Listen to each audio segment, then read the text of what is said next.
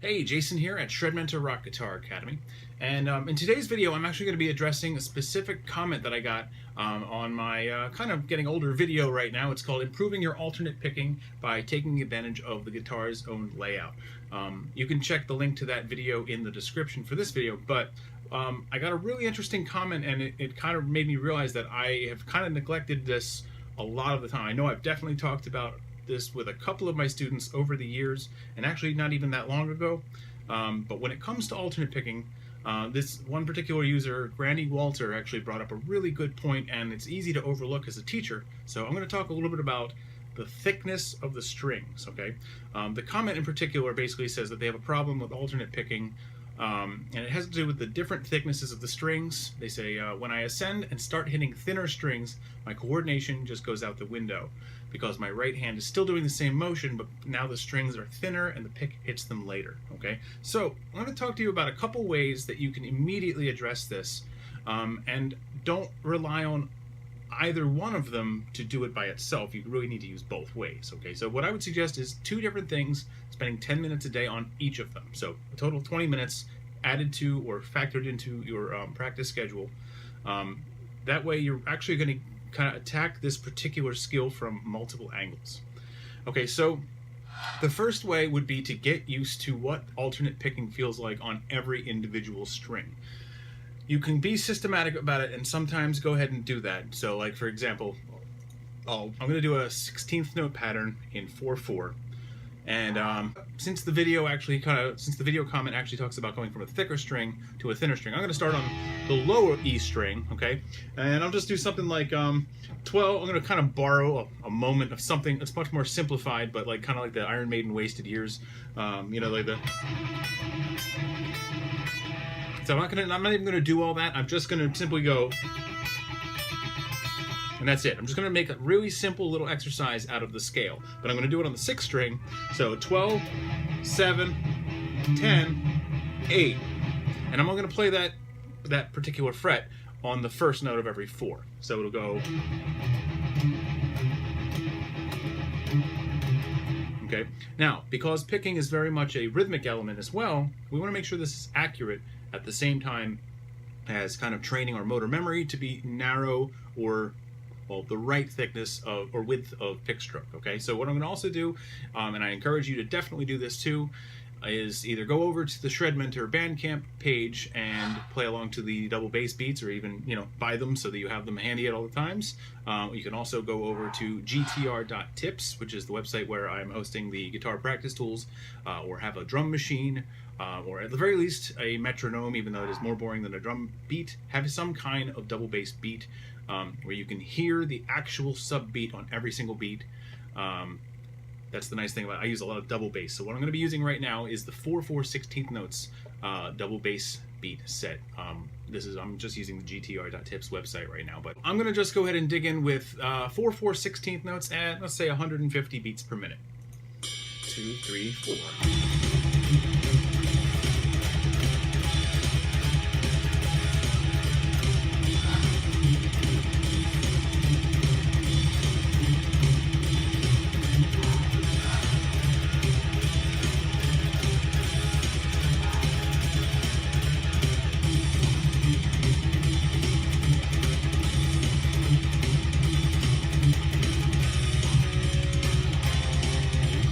Okay, so that is all it really needs to be. Okay, what I wanted to do is just kind of dig in for a little while and just get used to what that feels like on my low E string. All right, now, like I said earlier, you can be systematic about this, but what I would actually encourage is purposely make it a very drastic change. Go and move to the opposite extreme of thin string, okay? Because what you're going to now deal with is not just a thinner string, but a weaker string. And weaker in the sense that it doesn't actually take nearly as much effort to overcome the resistance to get that pick through the string, okay? So we want to narrow the pick stroke because now the target is much smaller, but we also want to decrease the emphasis. It doesn't take as much oomph, you know, to really dig into that string.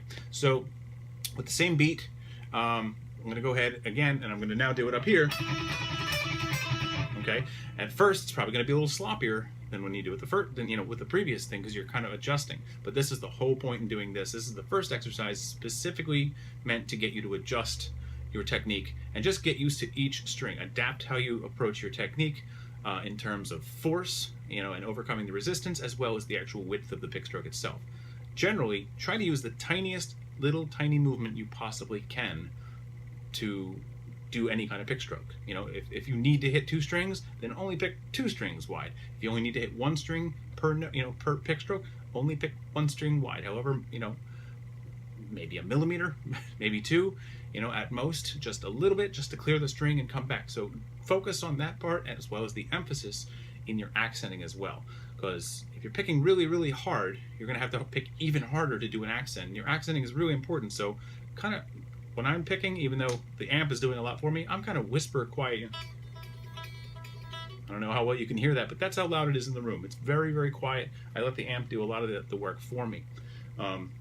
Especially with lead guitar, because I tend to use quite a bit of distortion and compression, so that it makes my life a lot easier. I can perform the techniques a lot easier. I let my amp do its job, and I can do mine. All right. So hopefully that makes sense. There's no cheating. If you're not cheating yourself out of the actual result, then you're not cheating. And so this is basically just how to approach it anyway. I do recommend a light touch when you do this kind of thing, so that you have a little bit more effort left over to dig in for the accents. So anyway, I have now completely worn out how used to that I was, because I've been talking. But as I go over here,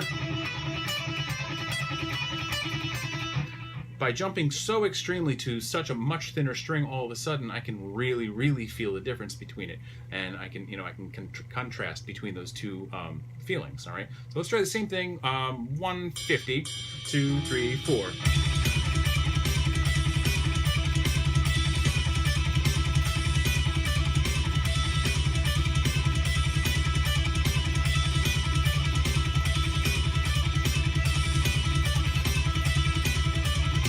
Okay, now I'm going to jump to the 5th string. Same frets.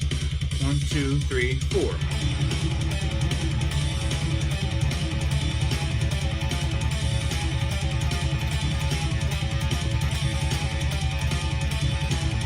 Palm muting.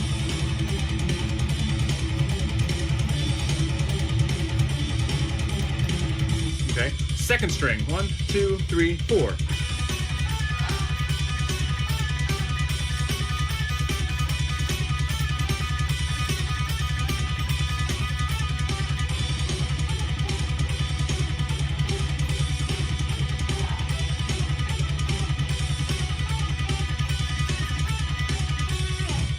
Fourth string, 2, 3, 4.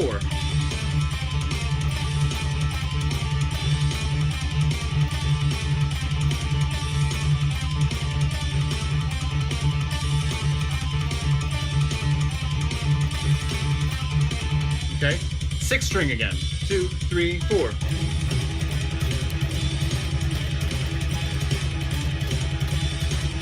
Palm muting.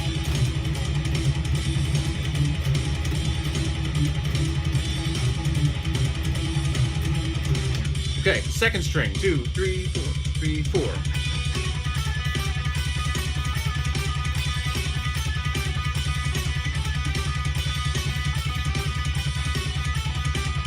Okay, now so by now I'm sure you're getting what I'm getting at here is, don't just do it right in order, because the difference between the 1st string and 2nd string is going to be too gradual. Any strings that are immediately next to each other, that's going to be a little bit more gradual. Sometimes do that, but I'm going to emphasize doing it this way a little bit more even, because you really want to feel the difference between it.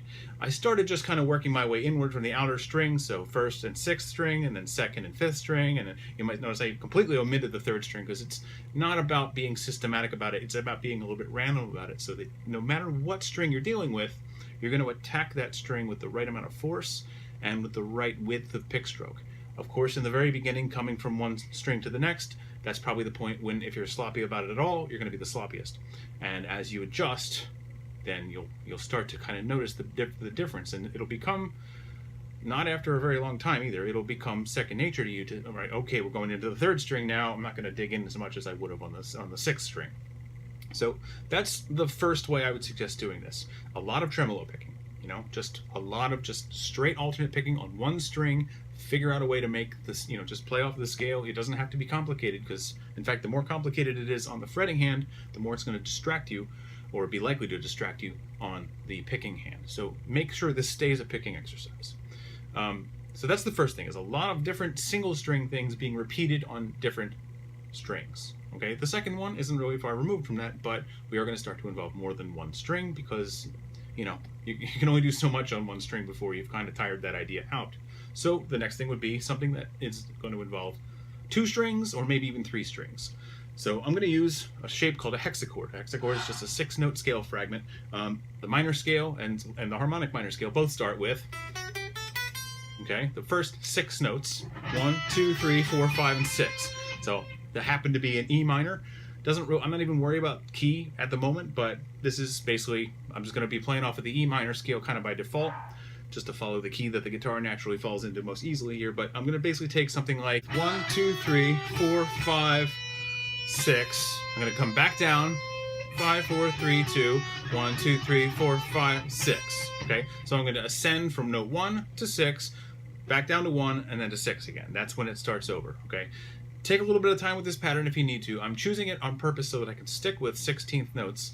But basically it works out to be 1, 2, 3, 4, 5, 6, 7, 8, 9, 10, 11, 12, 13, 14, 15, 16. Okay, why am I counting that out? My pick strokes depend on it. Okay, 1, 2, that's 2. I only have 2 pick strokes, so I'm going to start on a downstroke on purpose, because then I don't have to keep second guessing myself. If I'm just haphazardly starting on a downstroke sometimes and an upstroke other times, now I've introduced a possible concept, an element of doubt, of self-doubt, that is only going to interfere with me when I just want to plow ahead and play a thing. Okay, so I personally definitely recommend digging in with just a downstroke most of the time, unless you have a very good reason to start with an upstroke. Okay, basically playing things like odd numbered things like groupings of 3, even triplets. You don't even have to go into odd time for something like this, but playing triplets will give you all of the accenting you need on downstrokes and upstrokes evenly anyway.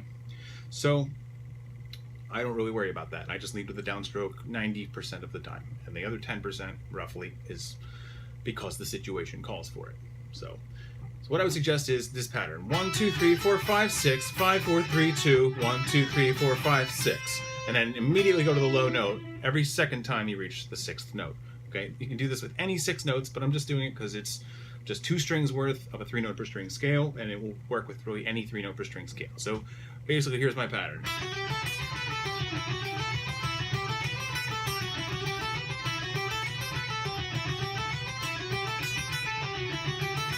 Okay, I'm going to slow it down. I was basically just ripping on a single string, so there's not really as much target practice. I'm going to slow it down significantly just to kind of have it, you know, smooth and clear, because you really don't want to be practicing this messy, you know. So I'm going to do it at 100 beats per minute. Same beat though. Okay, so 4, 4, 16th notes at 100 beats per minute. All right, 1, 2, 3, 4.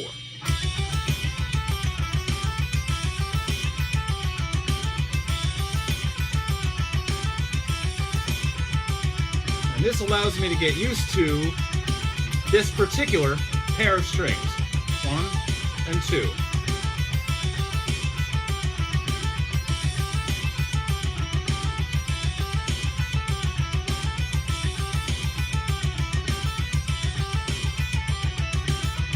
Okay, now I'm going to move over to the 6th and 5th string. Again, I'm going for the most obvious contrast between the feeling on these strings. I'm going from the 2 thinnest strings to the 2 thickest strings. If you have a 7 string or an 8 string, go to your lowest strings. Just go all the way to the other end of the guitar and play the same exact thing at the same fret. That way we're not worried about adjusting your fretting hand right now. We just want to make sure we're basically playing the same thing so that this can be autopilot and we can put all our focus on picking.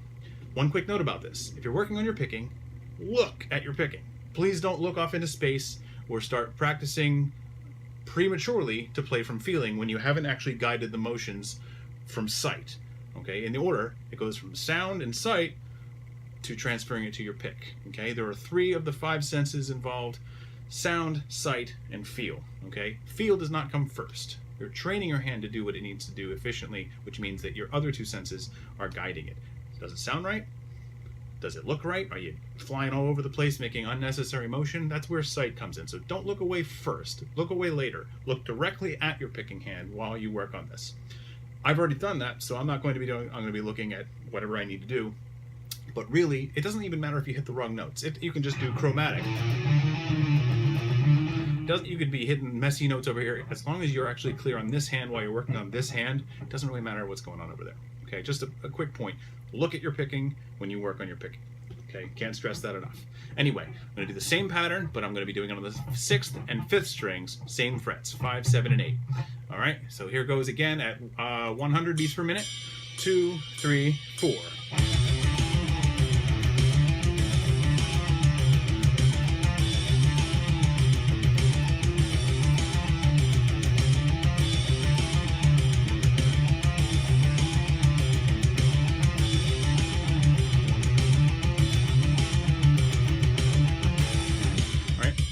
I'll just kind of cut these off at like 8 repetitions. 8 to 16 repetitions per set of strings is probably kind of enough to get you used to it. I wouldn't do less than 8 though, because really the whole point is to kind of get comfortable in that spot so that you can purposely become uncomfortable in the next spot. That way you actually have a chance to adapt. If you're just jumping all over the place, that's fine. But you know, as you get more and more skilled and familiar with this, of course, you can turn it into an exercise in and of itself. So start just moving it across different sets of strings, or even do, you know, you can follow the whole scale around if you want. You know, you don't have to just use the same shape, but I'm just trying to keep it simple for this video. But you could do like your G major scale. You could do it here, twice, go right into your next string.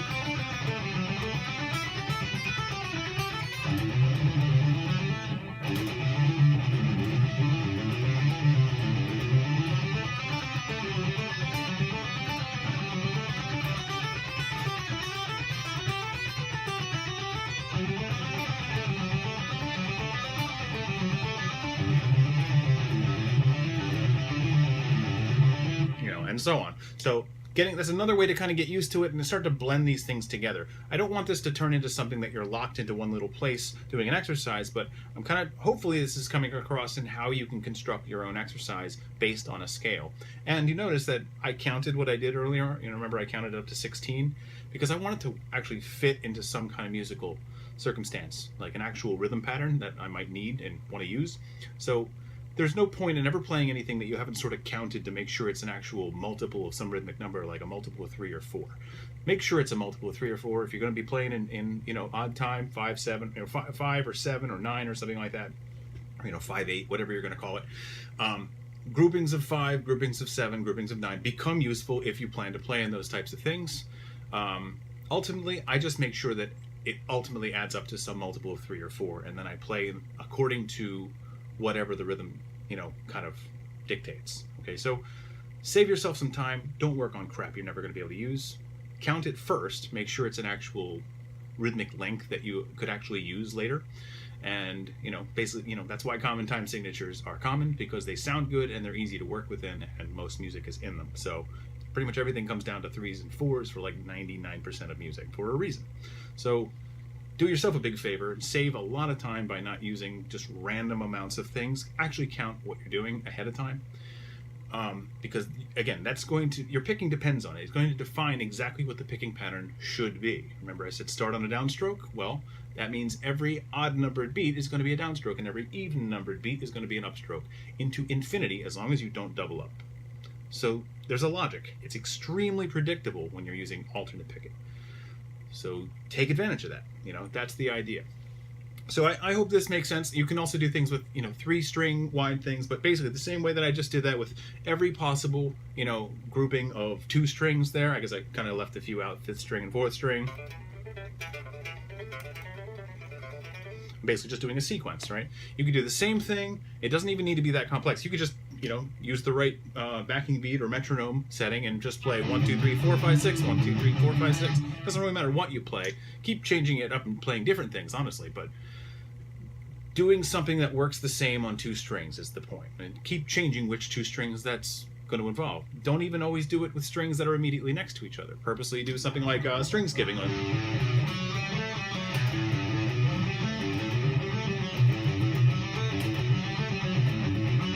Because now the width of that sudden pick stroke is going to be wider, plus you're jumping to a significantly thinner string because it's not the immediate next one. So again, you sort of get that less gradual change in what that new string feels like, and you can kind of adjust it. So by playing that over and over and over again, just to be able to get it to sound right, you're going to have to make some adjustments in your technique.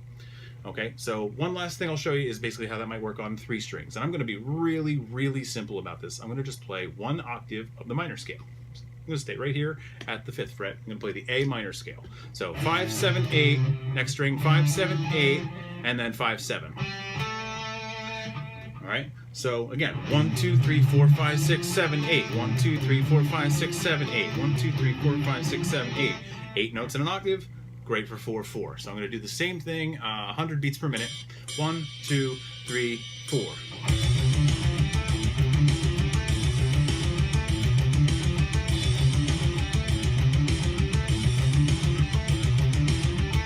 Okay, that's 8 times. I'm going to move all the way over now. Here's the thing. Your tuning is going to screw up that shape a little bit, but I'm going to start at the 5th fret. I'm going to have to move up a fret when I get to the 2nd string in this case. 3rd string, 5, 7, 8. This is C minor now, by the way. I'm going to be moving to the 6th fret to complete the rest of the shape. 1, 2, 3, 4, 5, 6, 7, 8. 1, 2, 3, 4, 5, 6, 7, 8. So there are going to be a little bit of, I do want this to still sound good. I'm not going to just play the same frets because it's going to sound like ass. I'm not going to do that. So, doing the same thing here. 1, 2, 3, 4.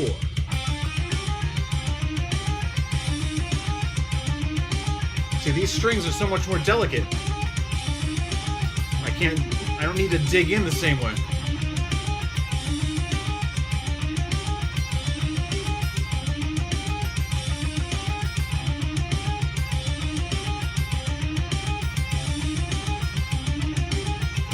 Okay, so, and I'm doing it by feel. I didn't count how many repetitions that time, because what I'm now doing is I'm adjusting. I'm just playing it and feeling like, all right, do I have control of this? Nope, still trying to get a leash on it. And that's, so what you see me doing, what I'm thinking, like what you can't hear me thinking is how much control. Yeah, was that it? Do I have enough control over that now? And so because I'm digging in a little bit more for these heavier strings. So that's what I'm kind of trying to adjust and adapt as I move to another set of strings. This could be, well, I would actually stick to things that don't involve all your strings. Although at some point, like taking, like an arpeggio, something you might normally sweep, purposely alternate picking that.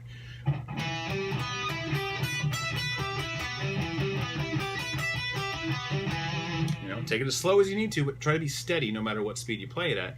But plan out what your picking is. Take a look at your strings themselves. How many notes are on each string? That means how many pick strokes are required for each string. I'm going to do 2 on that string. I'm going to do outside picking. Again, I'm dealing with that string pairs thing that I dealt with in the other video that I'm responding to the comment on. All right, then I have 2 more strings, so outside picking there, and then I have 2 notes there, same pattern in reverse. Outside picking, 2 notes. So kind of like work out the note layout and figure out what that's going to mean for your picking. Basically, you can just pick as if you're playing the notes. You don't even need the notes, really. You just need to make sure you're picking what you would normally be picking if the notes were there. 1, 2 notes there, outside, down, up, down, up, down, up, down, up, down, up, down, up, start over, okay? Pick as if you were playing everything else here. If you need to take the fretting hand out, that's fine. Just make sure you're not omitting anything you would normally be doing. All right, so I hope that helps. Please let me know if it does.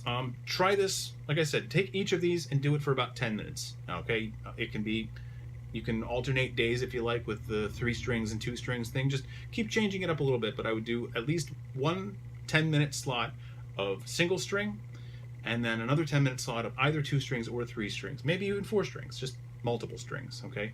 And ultimately kind of keep the pattern or sequence that you're playing intact across whatever strings you're playing. If you want to stay in key, you can also lump this together with your scale knowledge. So where I did this is E minor. I could find an E on every string.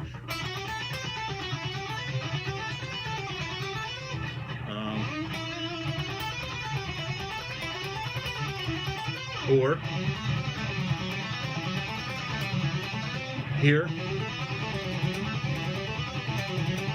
here. I could even go up here. I can do it down here. See, really hard to get a leash on those open strings sometimes. So try it all. You know, that's another way. I kind of prefer doing it that way. But only take on as much as you need to without getting overwhelmed. Because if you start getting overwhelmed, you're going to be focusing on too many things at once, which means you're not focusing on anything. That's the opposite of focusing. Focusing is focusing on one or two things at most and how they combine. So kind of allow yourself to focus by not taking too much on. If having all the fretting stuff going on is distracting, and you keep finding yourself looking over here to the fretboard instead of what you're really trying to work on, you're going to be taking away from, well, how soon you get that result. So allow yourself to focus by really, you know, if you have to, take the fretting hand out and pick whatever you normally would have had to pick if you were fretting, and then put that back. So I hope that helps. Try this for at least a week, but let me know what you think. You know, let me know how this works with you. I would love to hear your feedback. I'm in the business of trying to solve the problems that people face, and as quickly as possible, really. So let me know how I did here, and I'd love to offer you some more. Don't forget to subscribe, and you can also check me out on patreon.com/shredmentor. I'm going to be doing some new lesson packs very shortly. Backing tracks are also going to be something that comes out 4 times a month on that. Okay, so and there's also going to be some kind of higher tier lesson packs that go with that on the Patreon page. If you're interested in just getting the backing tracks, you can also just go to shredmentor.bandcamp.com, and as far as I know, you can still just play every single one 3 times without even having to buy it. So if you want to jam out for a little while and, you know, just sample it for a while, enjoy, go ahead. I encourage you to do it. But definitely check out the double bass beats. I think volumes like 1 through 5 or 6. I forget how many I did, honestly. There's so many of them. But take a peek at that Bandcamp page anyway. Just jam out, you know, try a couple practices that way. But anyway, yeah, please do let me know how you feel. I'd love to hear, you know, how this helps you. If it helps you at all, let me know. If it sucks, let me know too. I'd love to know that I'm pointing totally in the wrong direction, so that I can stop wasting my time and other people's too. But I have gotten pretty good results with this myself and with my students, so most likely it's going to help you. Anyway, I'm out of here. I'm Jason at Shredmentor Rock Guitar Academy, and until next time, rock on.